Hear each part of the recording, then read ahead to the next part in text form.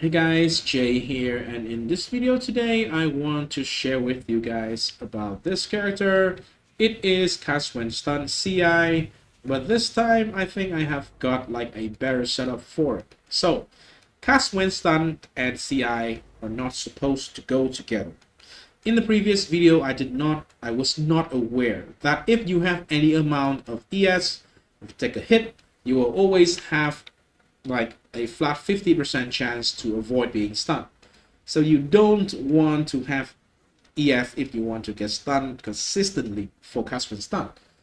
But if we don't have any ES as a as a CI character, what do we have? We cannot survive without ES. So I think I find, probably the best setup for CI and Cyclone stun, best middle ground, if you want to say it, probably the coolest one as well. So I am using Discharge as my skill of choice. Why Discharge? Well, it deals a lot of damage. It has a 2-second cooldown, which is a downside. And it still is a downside with this build, by the way. But, we need to do a couple of things in between the Discharge anyway.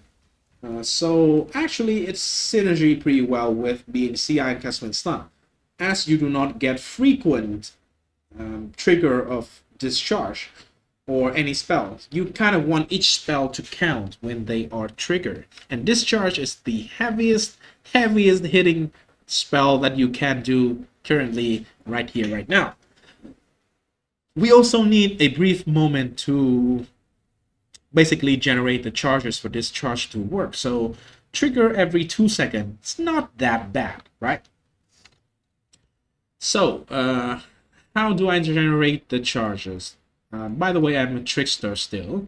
I have Swift Killer, so I have a lot of frenzy charges. I take a lot of frenzy and power charge in skill tree as much as possible, right? I probably might consider to go for one additional here. So in the end, I can have potentially 33 charges that I can then discharge in one huge explosion. So 11 of each. Why is that? Well, I have Replica Badger the Brotherhood. This allows my frenzy to also be my maximum endurance charge, and so I stack a lot of frenzy, and so I get a lot of endurance charge as well. This is the same effect as the Slayer. However, it is in an amulet slot, so we can use it on something like a Trickster, which is a very strong tanky character for CI build. I am having a crazy ring here, so it gives me 1 power and 1 frenzy. This is like one of a kind. Probably there's no way that anyone can try to replicate this, but just so you know, it's not entirely necessary whatsoever. It's just like trying to push it. Yeah, 1 frenzy, 1 power. You can go away with even no charge on rings. It should be okay.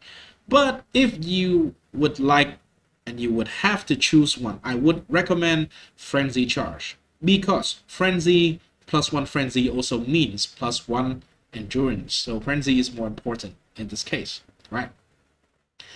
And 1 frenzy from a glove here. It can be a corrupted glove, or in this case it is a non-corrupted warlock one. You can have a decent amount of ES for it. Culling is not necessary.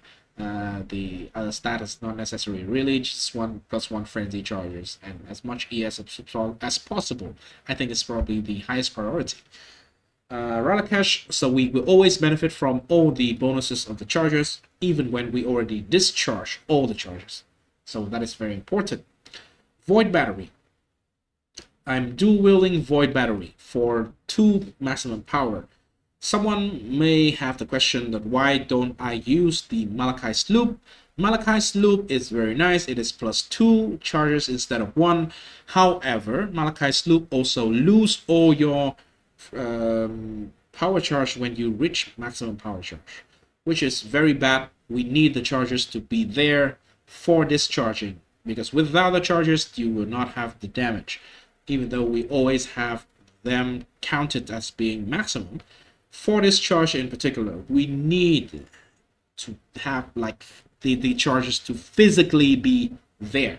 You can just not count on Relicash. So yeah, double Void Battery. I think the penetration is the best implicit that you can have corrupted, but it's not important. Normal Void Battery will do just fine. You don't care really about the roll as well. So, okay. The body armor is the rare one, which is evasion, ES. You can do much better than this. This is one I got from the previous character in the state that I'm very poor before all the generous donation that I received from the community, from my community in Discord. Right, I kind of cry for help because I cannot have a lot of time to form a POE in the coming future, or in close future. As I do not have a lot of time to spend in the game, I cannot farm a lot of currency, so I asked for help. And you know, people who are quitting the league decided to go all Empyrean on me and, you know, just rain currency on, you know, the content creator, which is me. I'm very, very super thankful for that. And that pretty much just enabled me to do weird shit like this. Yeah. So the Vertex, I think this is probably the best in-slot mask for this. You can go for Will Clash, but it will just be a lot less ES. And I think a lot more ES is just better than less ES, basically. Duh. Okay. Why am I having less? Okay, I think this map is like less defense or some shit. Or I have reduced defense of some sort, but my ES should be higher in this. Let's get out of the map. Yeah, it is higher than that. So, yeah. The setup for skill is cast when stunned. Discharge right now is with Elemental Pen because it deals 3 kinds of damage. Increased critical damage because we have crit cap, we always crit. Elemental Focus Awaken probably is highest damage skill, support skill possible here, and Inspiration for some extra crit and extra damage. The support links are very important. So as we gain power charges from, you know, a lot of hits and stable diffusion, unstable diffusion, which I have from the Forbidden Flesh and Flame here. If you don't have this, you will need to link power charge on crit into the secondary setup for extra spells here, basically. But right here, right now, because I have stable diffusion from the Forbidden Flesh and Flame Jewel, I can just have a lot of spells that they normally are like duration spell, and also they hits a lot of times. So it will allow me to get a lot of hits in short windows and will gain me frenzy charge through. We don't care about which timeless name that we do here. We just need it to be an elegant hubris. So it will allow me to get frenzy on hit from there. I think this is probably the most efficient way to get frenzy on hit. And it can be a little bit of extra nice thing in here as well. So extra crit, you can have crit multi, you can have things like ES per power charge here, which is a very, very large amount of ES. If I take it off, as you can see, like 1,000 ES lost just for losing this point. And endurance charge here is nice also. However, the main source of endurance charge that we are having is from Inexorable. I think for cast when stun, this is like the best way that you can gain endurance charges, like physically gaining the charges, right? So you get hits all the time and you get all the charges that you want. The skill of choice here, this is a level 1 cast when stun. Probably I should go for level 1 cast when stun here as well. Reason, we don't need the damage from this skill, we just need the amount of hits, and level 1 is the same as level 20, 21. Assassin's Mark is good at higher level, but we can just move it here, I think. It's just going to be okay. Right. I'm having automation and brand recall here. It technically is not necessary because you can't cast the brand, you know, everywhere you go, but you know, it feels a little bit smoother to have a automation and brand recall to call the brand that you have triggered in the like 10 seconds or so before, they will always be near your character and will just hit enemies around your character basically.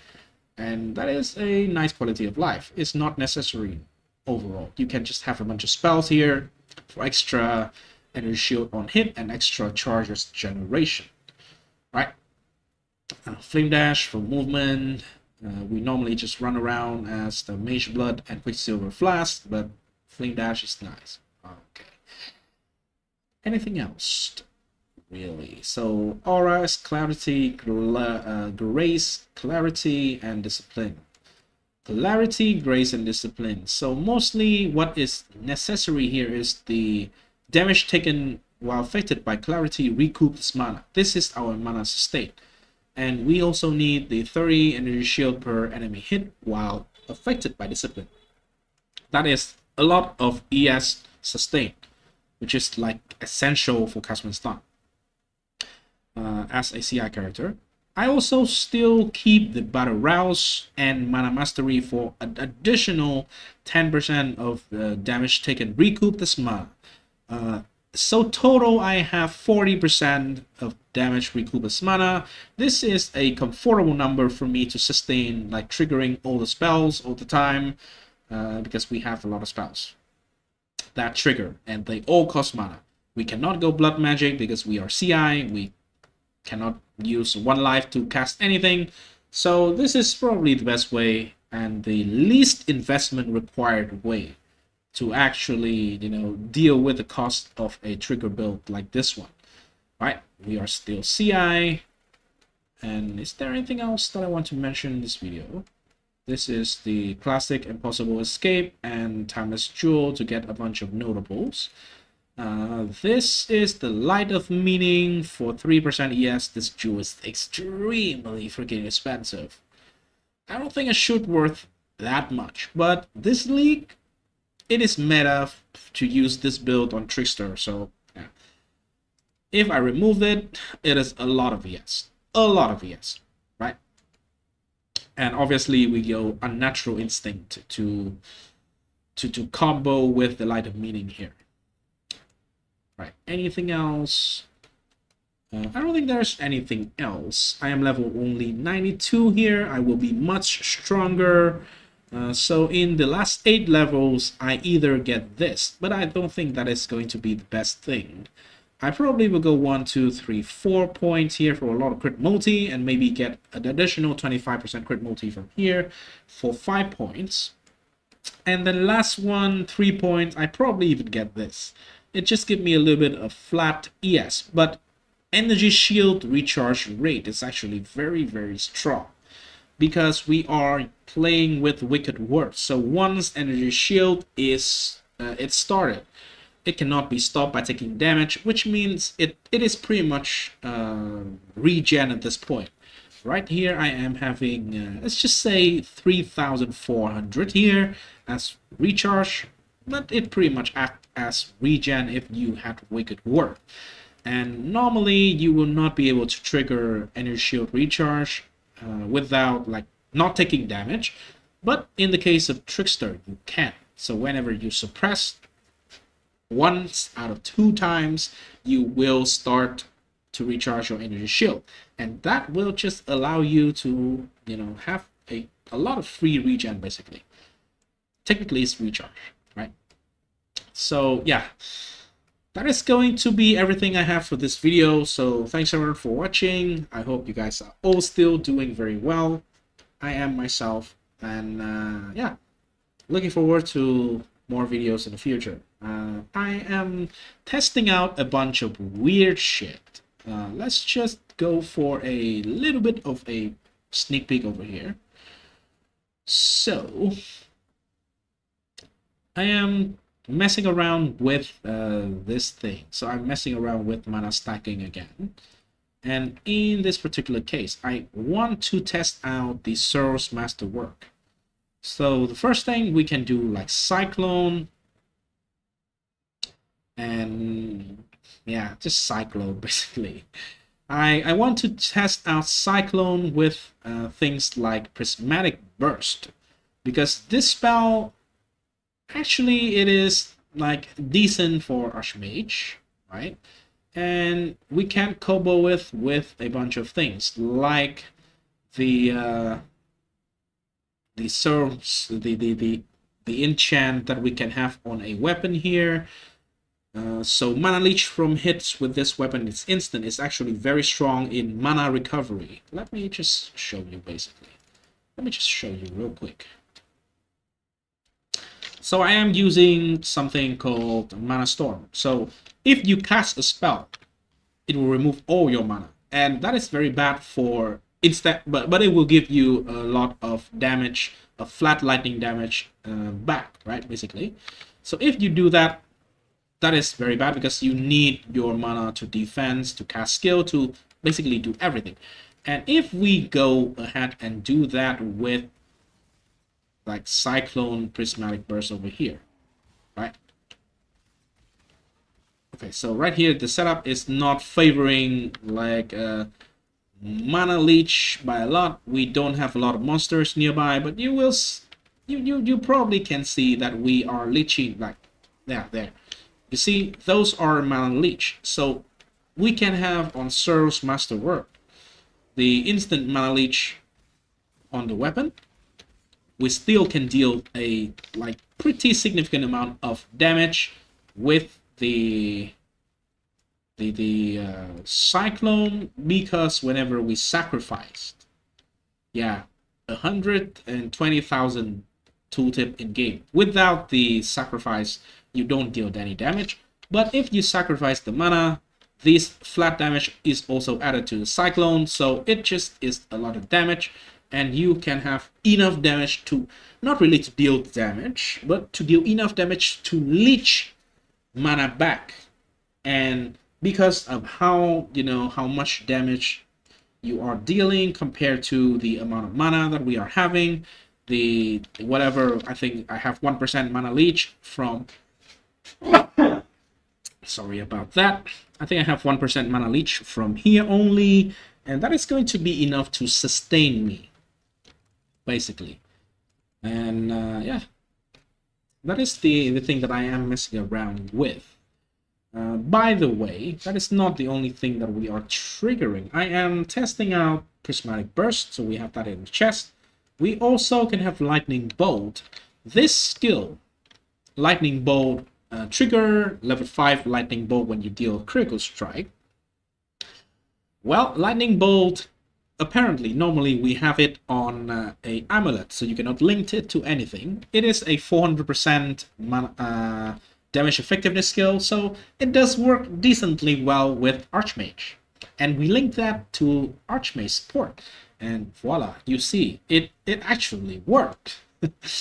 And it does cost mana, but it actually works. It just adds a lot of flat lightning damage to it. And if you sacrifice, you can see you have a lot of flat lightning damage added to it.